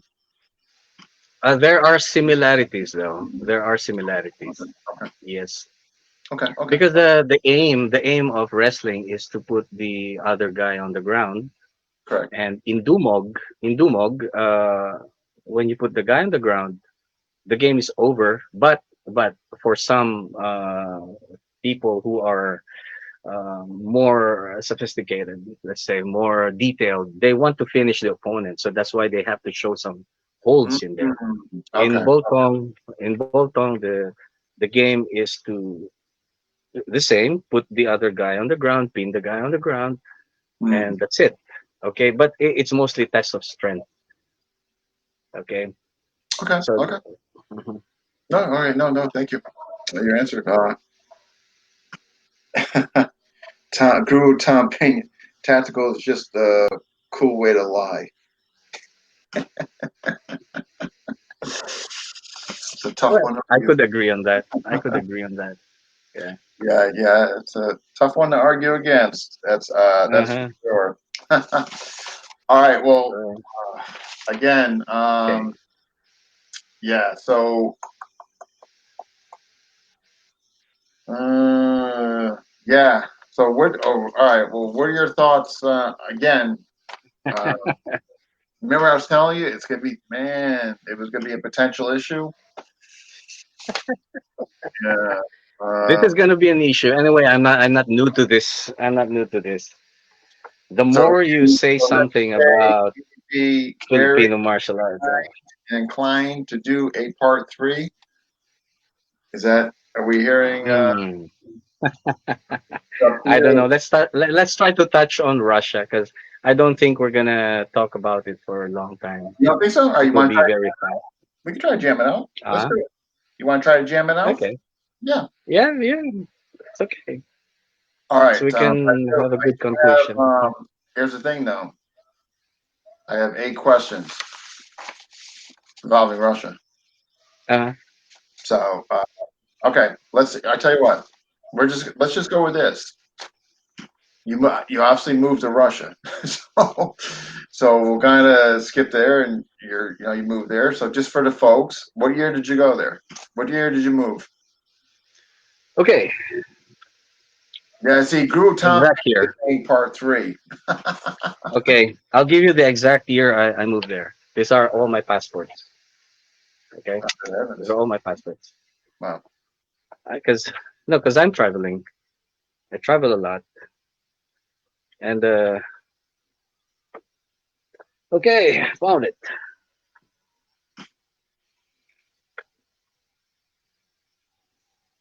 Oh my gosh. Another question. right here. I first arrived in Russia in 14th of August in 2006. So it's my August 14th 14th, year, 2006. So you've been 2006. 14 14. years now. Wow. 14 years now. I didn't realize it Yeah, was this that is long. my Wow. very first visa.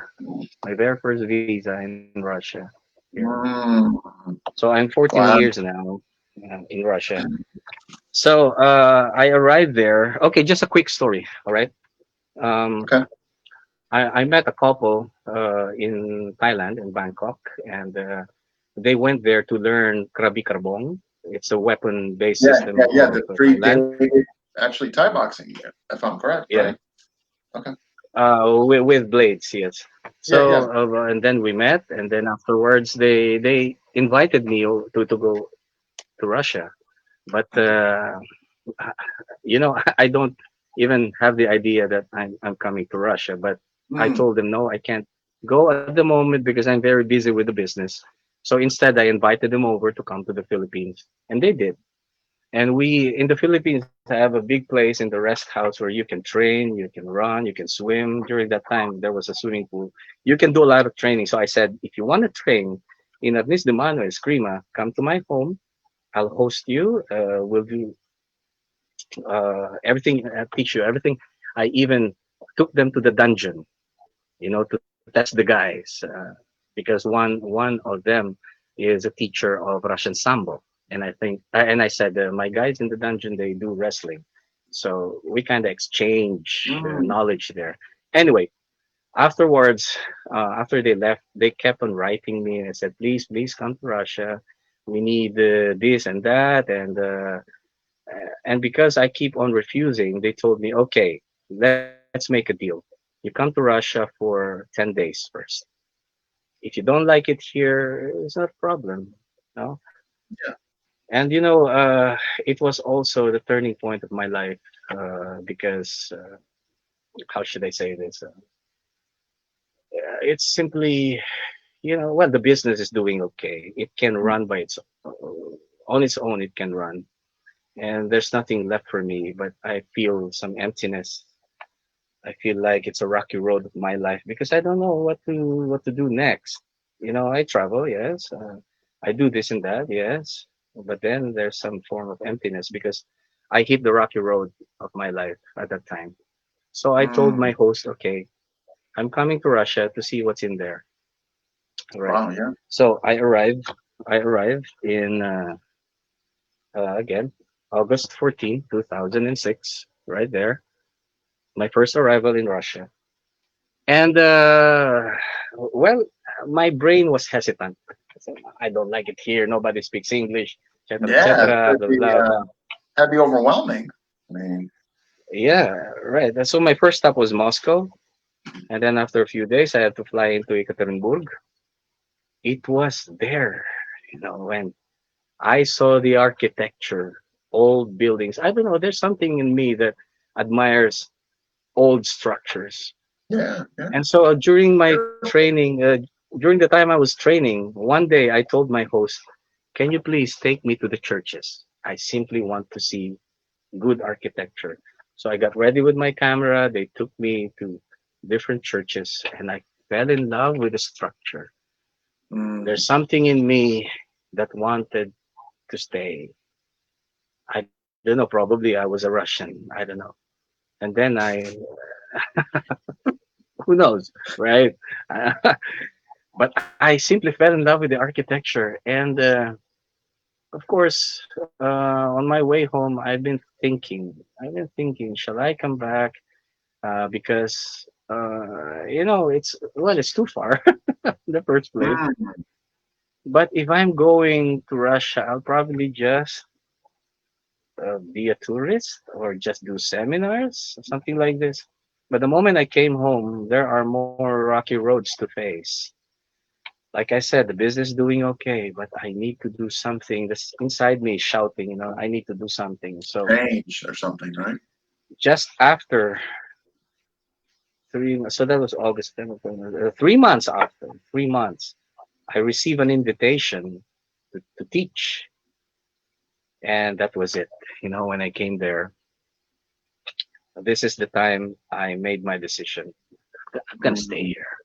I like it Ah. here. I'm ready to learn new things. I'm ready to learn the language. Ready to learn the culture. Wow. And it didn't take me a long time. I have friends from everywhere. And then how I met the special forces. One day, somebody just, this is crazy. Somebody just came into the apartment where I live, and he Mm. introduced himself. He's a tactical trainer of the Alpha anti-terror. I was, oh, and he has a translator, and he said, "I came here and I want to see what you can do." "Oh, what do you mean?" No, show Yeah. me what you can do.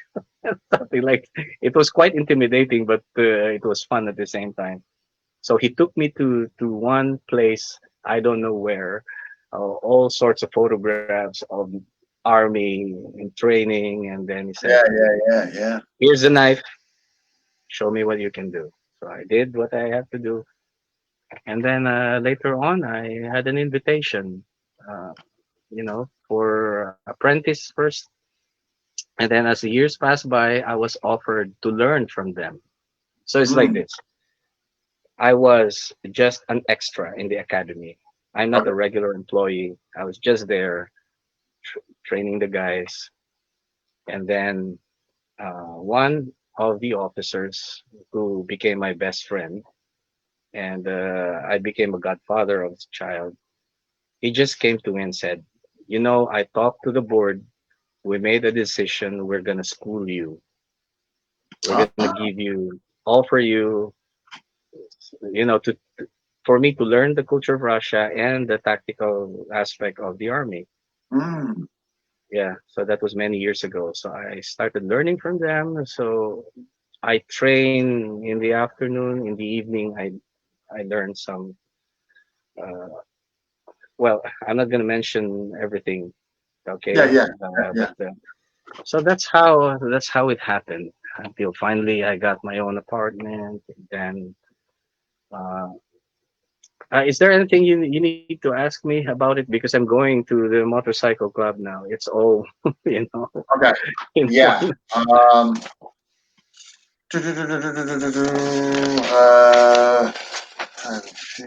because it's connected to the army. The sure, motorcycle sure. club Yeah, is yep. connected to the army. How did it occur with you at home teaching? Okay, we kind of get that. We already kind of did that. Okay. Um, okay, from Herbert. Is the system that you teach there over the years that you kind of, obviously for being there for 14 years, is the system you teach her, is it a fusion of Systema, Eskrima, or straight Eskrima style guided along military application? Okay. When I became part of the training staff, okay, there are tactical trainers. No, when I became part of the team, of course, you have to blend in with what this officer know, what this officer know. You kind of share. Of Mm, course, it becomes a fusion now because you cannot just face your opponent and do the screamer and this guy right in front of you is holding an AK-47. You cannot just do that. yeah. So we kind of incorporate everything from drawing the weapon, drawing the bladed weapon, and you know what? I had more training with them than I shared my own knowledge to them because Oh, count facing the reality, you cannot use only knife in a battle. You cannot use only sword. You cannot use mm, only sticks. Okay, you yeah, have to incorporate everything. And if you remember the video I sent you, Dean, the training of the Special Forces Alpha, yeah. and I was asking you to guess which one of those guys is me. I'm still You know? looking at it and trying So to guess. that's how the training was. Yeah, yeah. With weapons, you have to be complete. And my contribution to the team is, of course, the knife and Mm, the use of the sword. But that doesn't mean that the Russians do not know how to use the knife. They also have their own way of using it. It's just that we have to make a good program that is very mm, direct and effective and not much of those flowery yeah, the flowery. movements, right? Yeah, So that's how. yeah. Hmm. No, I mean, so it sounds like it was a no, it was a nice fusion. Yeah, Hmm. um, Yeah. for best of both worlds, both worlds, so to Right. speak. Right. Um, okay. All right. So over there from Tom, do you have a hard time promoting the correct history of FMA over there, reg- particularly regarding the Kali myth? Okay, I'll be honest with you with what really happened there. When I first came in there, I belonged to a group that promotes Kali, so I have to ride on with that Mm, because they are my group. But then, okay. thank God, I'm no longer connected with them, and that was my chance to also Mm, correct the history. That was my chance to okay. correct the history. And nowadays, the students, well, shall I call them students? Well, okay, the students who are learning weapons from me, I told them the real history. I gave them books. I gave them, Mm, and I told them, you judge for yourself. You think, okay, you think. This is what happened, and if you still believe in the Kali myth, I'll offer you a few questions that see if you okay. can answer them. It's the same, it's the same with all the Kali people around. Offer them a question to explain the history, explain how what happened, blah blah blah, and they'll just go blank about it. But I'm not saying that just because some people believe in Kali doesn't make them a bad person. Because a No, lot no, of no. my friends A lot of Sure. my friends are still in this history, and I don't know why, and I could not understand why. Probably they're selling themselves like this. It's even more uh, satisfying knowing the real history of the Philippine martial arts rather Sure. than inventing and Yeah. pushing it to somebody. It doesn't sound right, and you have to keep on lying all the time, Mm. right? You keep on lying all the time, and when there are intelligent questions thrown at you and you could not answer because simply you don't know how to answer it. You Yeah. see, Yeah. Yeah. so Fair just enough. like that. Uh-huh. No, no, it's good. From hmm Jesse, do you hmm teach if that's not grappling? If so, what style? Okay, here's what happened. Um, I was tried in grappling because at one point, one of the officers tried to make a research. When Russians try to find you, information about you, they'll find information about you. Okay, you cannot hide. And so No one day, when I came into the office, he said, "Hey, I saw one of your videos. What videos? Oh, you seem to be competing in grappling." I problem. said, "Where did you see that?" Well, that's not your problem. So you know how, and we want to see you do it. So right there, you know. Oh, So after office hours, I was on the mat. They tried me. Well, it was a pretty good sparring though. But let me tell you something. I was there to teach Filipino martial arts, and thank God I know something about grappling because I can understand some of the teachers who were training sambo, incorporating it into military tactics. Okay, but I did not train them. okay. I spar with them, though. I spar with them because that's how I improve myself. I am not teaching grappling Right. Okay. because grappling in Russia is more sophisticated and better than what Sambo. I know. Yeah. Yeah. Yeah. Sambo is serious. I mean, Sambo is. Oh, they're very, very nice art. Yeah. Yeah. Very nice. I'm sure they're incredible. Yeah. I mean, Sambo is no Mhm. joke. Right. Okay. And Julius, here, can you see the comments, Guru? If you kind of scroll up, Julius says he's got a question on the Mountain Province. Mhm. I don't know if you could see I it. don't see any questions actually. I don't see any questions in my screen. Oh, okay. I see Okay. only you. Yeah. Okay. Okay. Okay. All right.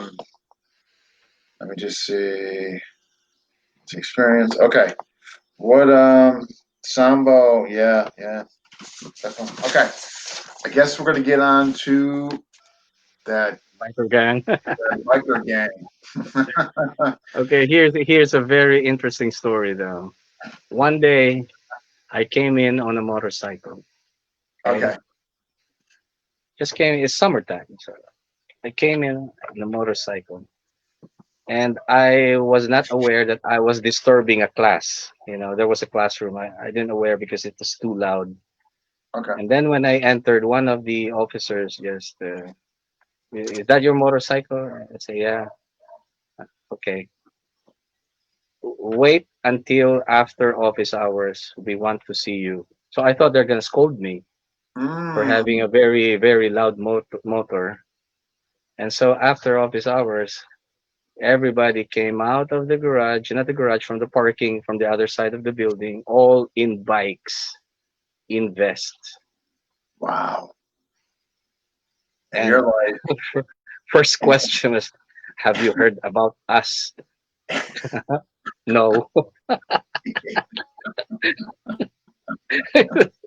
no, not, So I not got exactly. I got an invitation to visit the clubhouse. And I said, okay, this coming weekend, I have nothing to do. I'll go visit the clubhouse.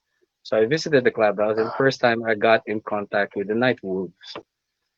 It's well, in Russia, in Europe, I mean, they call the night wolves the Putin's angels because they are in support of the Sure. government. Yeah, Okay. and Okay. so I came there. I was so surprised that when I was inside the clubhouse as a guest, Yeah. Here's my student. There's my student. My student. My student. Oh, Everyone so at the you had club. you did oh you had no that the correlation that besides being your students at that time, they were actually part of this biker club until They're the bikers. I didn't know about it for a long so you time. I didn't know about it. oh No one's wow. saying. And then, of course, I had the invitation to ride, Yeah, yeah, and I yeah. did, and I did. And so, of course, I invited them over. I said I'm going back home to the Philippines if you wanna have a vacation, because that was February, Mm-hmm. really cold here in Russia, and I said, "Oh, in Philippines, February is a perfect month." So everybody came home with me, showed them my bikes, and Okay. introduced them to other biker clubs. And then that was the beginning of a very tight bonding between me and the rest of the brotherhood. And I learned all, okay, not even one, all of them served the army, serving the army, studying in the army academy, because the Night Wolves biker club basically are all from the army. So And they that's did. how I got connected. That's how I got connected to them. Fascinating, fascinating. And Yeah. obviously, you're still part of it. Okay, Yeah. I'm now a chapter president. that's fantastic. Wow, good on you. Congrats, congrats. Okay, all right. Now, okay. So these are the kind of questions that little pieces of everything is the Okay. is the best way I can kind of describe it. So one is okay. This is from Emily. Despite your association with the Russian army and part of the biker gang, how do you reconcile equalizing human while being a dedicated Christian? Okay. Uh, that's a nice question, though. Okay, here's the thing. Let's go back, way back in history. Have you heard of the Christian War? I'm sorry, the Christian what? No. Christian War. It's a Oh, war. yeah, yeah, yeah, There, you see, they're Christians, but they're in war, right? yeah, When Spain came to the Philippines, yeah. they, you know, they kind of fight. Okay, here's the thing, though. The biker club where I belong to serves the Orthodox Church. Okay. We serve the government. We serve the Orthodox Church, and uh, not most, but in the army where I teach, they're members of the biker club. So it's kind Mm-hmm. of very easy to put it all together. We are all Orthodox Christians and we are all bikers. But when it comes to training, because this is their job as soldiers, okay? So they have to perform their job. It doesn't mean that when you teach the army how to equalize people, it will make you less of a Christian. No, I'm Sure. just teaching. I'm just teaching. I'm not murdering anybody because this Yeah. is their job, and their job is to protect the country, right? It is part of their job to protect the people. So how do I reconcile that? Well, most of my students are also part of the club, and they're also Christians. Yeah. So in fact, Yeah. I became Orthodox Christian because of the army. They're the ones who Right. actually took me, yes, Yeah. and Yeah. had me baptized in the Orthodox faith. Okay. No. So yeah. No. All right. All right, Julius. We got to back up a little bit. Oh my gosh. I'm gonna try to get to at least one or two, Julius. I mean, we got. All right. Asking if he teaches the SMU branches of Spetsnaz, Group Alpha, VIPEL, and GRU. Do you teach other groups than the Alpha Spetsnaz groups? No, no, no. To teach them. Okay, let's put it this way. The first person I met in the Spets is an officer from the Alpha division. Okay, Okay. so I kind of work with him, create a program. We create a program, and then afterwards we offer the program to the paratroopers. To the We parachute. offer the program to other branches of military, Okay. but I'm mostly connected with the Alpha. And when given a chance, when the group of tactical trainers tells me that we are going to another city to teach paratroopers, to teach guards, to teach different branches, then we go, but not Okay. regularly. Okay. Okay. Mhm. And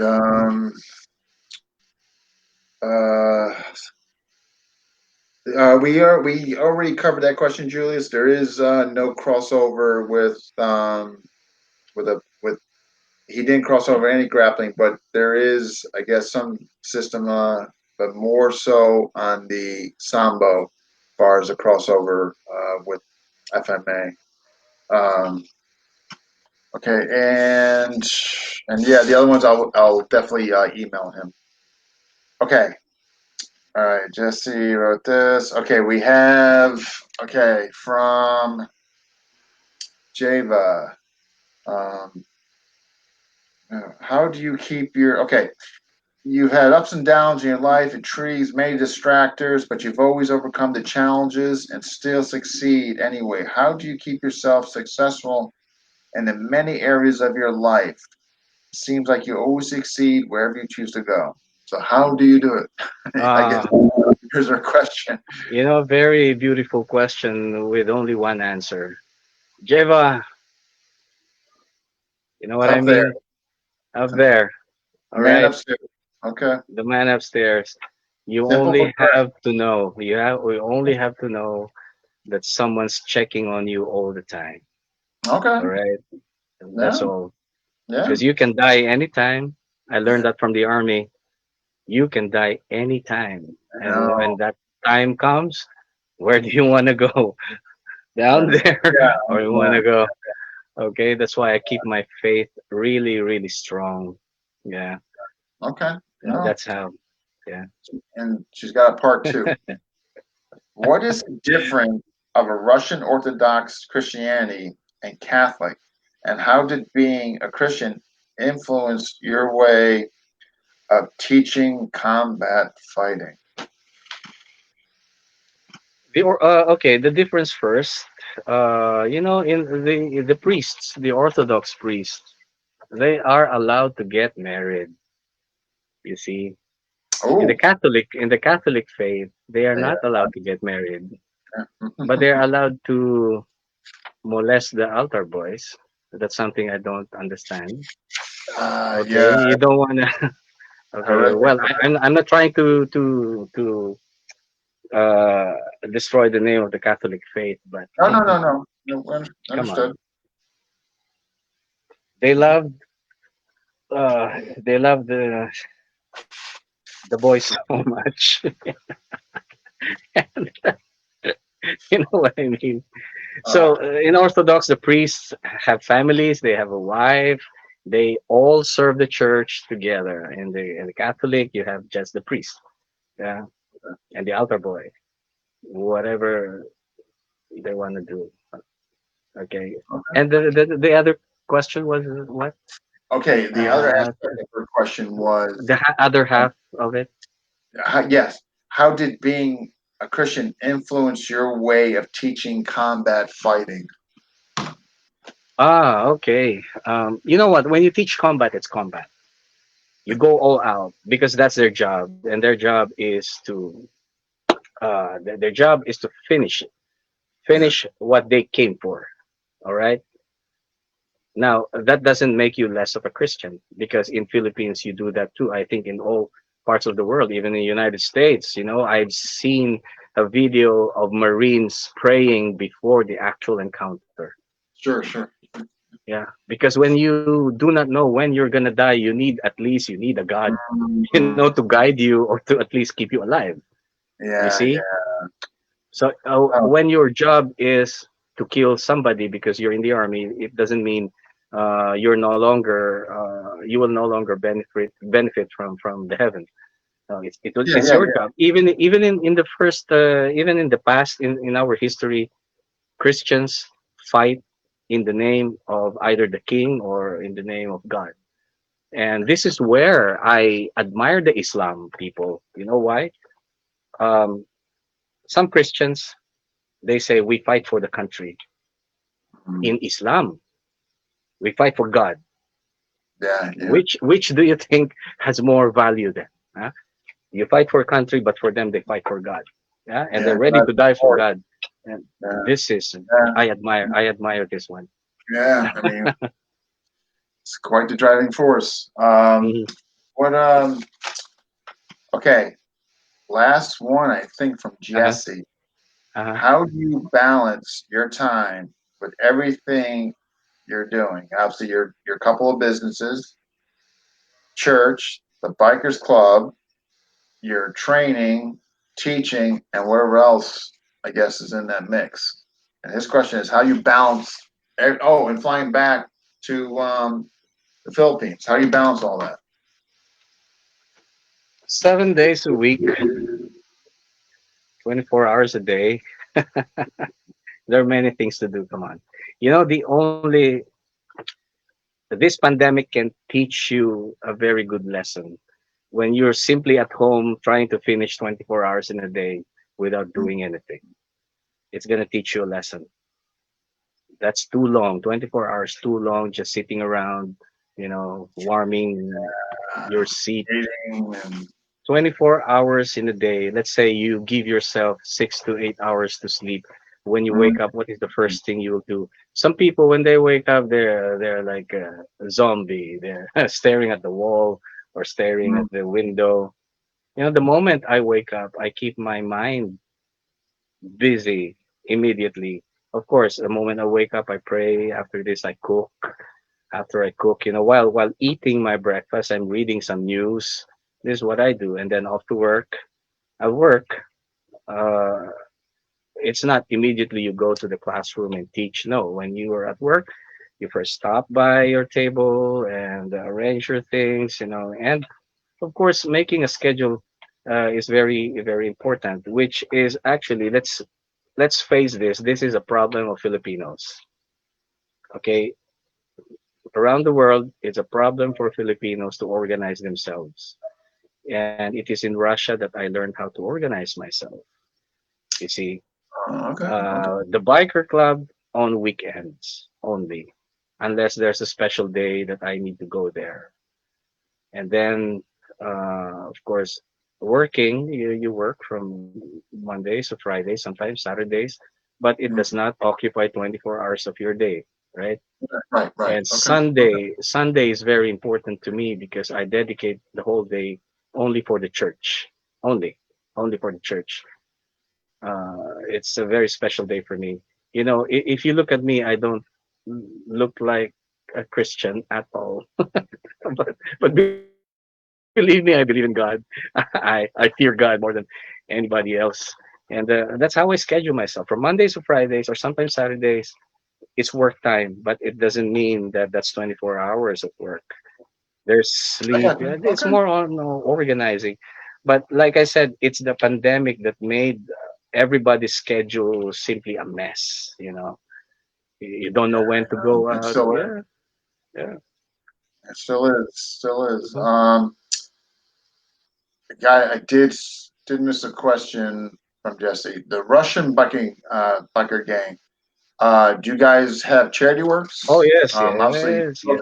social drinking hours, but he wanted to know besides that, the charity works. You guys participate in that? Oh yes. Oh Huh? yes. Every time, every time. In every city of Russia, there are chapter presidents, and they are the ones organizing charity works. Supposing they needed to send some children to school, so they Okay, begin to look okay. for funding. They begin to look for funding, and in some cities, they visit the hospitals, see if there are sick people who need help financially. Yeah, that's how we do it because we have to strengthen our Christian faith, and this is the only way you can do it by helping other people, and of course, not only that, our loyalty to the government is there. Um, Hmm. it's not a secret that the Night Wolves is connected to President Putin. Okay. And Okay. of course, it's loyalty to the leader. Okay, loyalty to the leader. Whatever the Yeah. leader does, you have to support the leader. I think in everything we do, it doesn't have to be a biker gang, but in everything you do, which goes back to the system of Filipino martial arts. So many people leave their clubs because they wanted to be somebody, you Yeah. know. They wanted, You heard these stories, right? I know they And wanted that variety. They were ready to go off on their own and conquer the world, right, make a name exactly. for There's no themselves. loyalty, right? Loyalty is no longer Yeah, there. And it's that's tough. why. It's tough. Did you know that after the bladed hand was shown, there were more than 100 more clubs opened, Filipino martial After arts. meeting, after that Uh, showing opened up. After the bladed hand was shown, a Yeah, hundred yeah. more clubs with different names, ridiculous Popped names up. for Filipino martial arts just opened up. More gurus came from I don't know where. I didn't More know. Well, masters, yeah, here it is. Like more masters. yeah, something promote Yes, and what came out. I mean, obviously, there's a lot of good that came out of that. I mean, that documentary. But I didn't yeah, know. but I didn't a know. lot of clubs Yeah, too yeah, there was a bunch of other schools and and a titles that lot were popping up. around the Yeah. world. Oh, Oh my God, yeah. yes. Tactical Well, this is this, tactical that. yeah. Oh, yeah. Yeah. Right. We got tactical. All right, folks. I'm just going to show before we let Guru and Mambaki go. I'm just going to show a quick video, which is on YouTube here, and this is basically. I'll hide myself. Of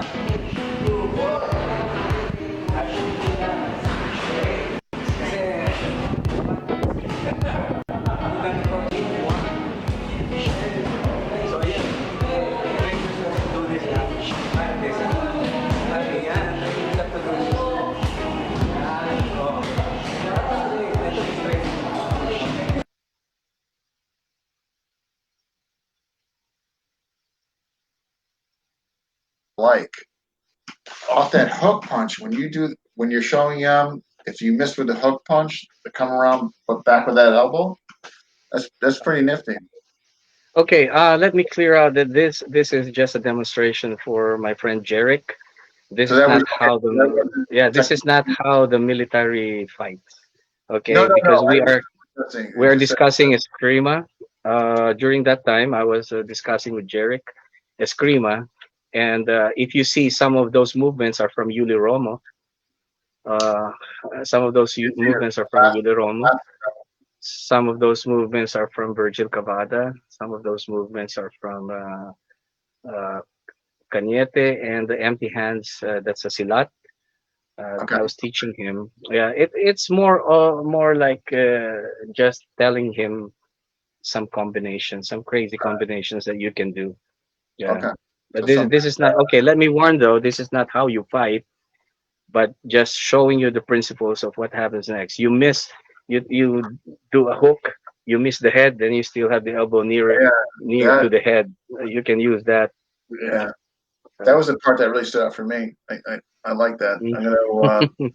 I'm going to borrow that and give you full Hey, go credit. ahead. It's generic. It's generic. Nobody can own that. Kind of nothing. Yeah, but I Yeah. want to. This was obviously we won or we're on 2 hours plus, but I just want to thank you. I mean, this obviously was incredible. I'm looking over here on Facebook. I think there is like well over, yeah, 151 comments. Yeah, this is obviously goes out saying this will be well received and all that. And I just want to thank you because I know Thank you. your new episodes we kept you longer than normal, and I know you've been out as you must be exhausted. So No, no, I'm enjoying this, Dean. I'm enjoying this, and thank you very much okay. for the questions. Thank you for the viewers for staying with us. Yeah, yeah, It's an yeah, yeah. honor. It was I'm absolutely. grateful. Yeah. Oh, thank you. Well, we're grateful to have you. Yeah, yeah. Wasn't expecting this. No, oh my God! Like I said, on paper, like I just knew this was going to, so to speak, a home run, just because of your involvement, just your pieces in your life. I just knew it was going to be really exciting. You know what I mean? Just Thank yeah. you. So I'm glad you agreed to to come aboard and all that. And I definitely would love to have you back on in the future. You know, um, Thank you, Dean. it won't be the last time we'll be. Hopefully, we'll be seeing each other. You know. Plus, I'm due for that trip to Tondo. So Come over, Dean. Come over and let me know when so I can come over too. I got it. Yeah, when this whole mess ends, jeez, you know. Uh, Yeah. yeah, yeah, yeah, exactly. But folks that are watching, if you don't mind, just don't share yet because I want to get the YouTube version uh, on on Facebook, and then obviously, of course, share the you can share that away as much as you want. And now the YouTube version should be up like about a half hour. So if you could be kind enough just to wait for that, and then again, I'll post it on FMA discussion, of course, Google and Bakki's wall, and then you guys can share away. But again, I want to thank you so much for coming on, and Thank you very much, Dean. Thank you for the viewers. yeah, Thank I you. hope, I'm really, really grateful to everybody. oh, I yeah, hope I shared something that will no, benefit you went far everyone. beyond expectations. I mean, Thank you. Thank you. you gave us great content. So Thank you very much. that goes without saying. And yeah, again, obviously, don't be a stranger. I mean, obviously goes without saying. I enjoyed our many conversations about many different things, but enjoyable nonetheless. So I hope to continue that with you on and off. You know, All right. Yeah, yeah. Let me yeah, know. Let me know. yeah, Okay. definitely. Yeah. All right, Guru Mumbakki, thank you so much. Thank you very much, Dean. Thank you for the viewers. Thank you for those who participated. Thank you for your questions. I'm really, really grateful that you joined us in this discussion. And once again, no offense to those who got offended. I'm just being honest with the people, being honest Yeah, with the viewers. Okay. that's You, right. this is an interview. I have to say No, no. something. Right? If they're Okay. open-minded, they're gonna respect that. Yeah, they're gonna Yeah. respect it. So, Yeah. Thank you very much. yeah. Okay. I'll be in touch. Okay. You Okay. know. God bless God everybody. bless. Thank you very much. Thank you. All right. Good night. Night. Uh, all right, folks. Well, that was pretty incredible. So I'll have the downloaded version. And again, you guys just share away. Like I said, if you could just hold off on sharing this until I get the YouTube out. And again, who's coming up next? Oh, I have to. I think Master Rene Latosa. I think is coming up. So we're gonna be getting him on. I think it's going to be Tuesday or Thursday. I'll definitely have that very shortly. Probably I'll probably know by tomorrow and all that. But thanks you all that are watching. If you haven't already, please hit like and subscribe to FMA Discussion on YouTube. And I'll see you guys next week. Thank you for all those who sent in questions and commented and all that. Take care.